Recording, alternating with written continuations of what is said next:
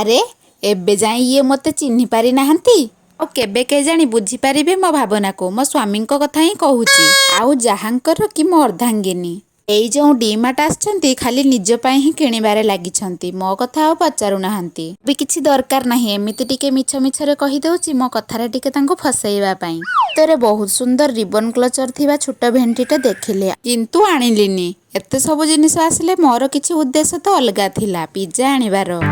ଏତେ କମ୍ ଜିନିଷ ଆସିଲା ସେ ତ ନିଜେ ନେଇ ପାରିଥାନ୍ତେ, କିନ୍ତୁ ମୁଁ କ'ଣ ପାଇଁ ଆସିଲି ସେ ପ୍ରଥମରୁ ବୁଝିପାରିଲେଣି।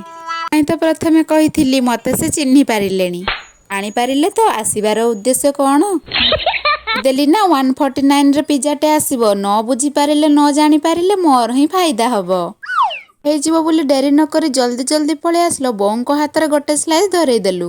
ଥର ପାଇଁ ତାଙ୍କୁ ଟେଷ୍ଟ କରେଇବି ବୋଲି ଆଣିଥିଲି, ତାଙ୍କୁ ଆଦୌ ଭଲ ଲାଗିଲାଣି। ଆଉ ମୌକାରେ ଚୌକା ତ ମୁଁ ହିଁ ମାରିଲି।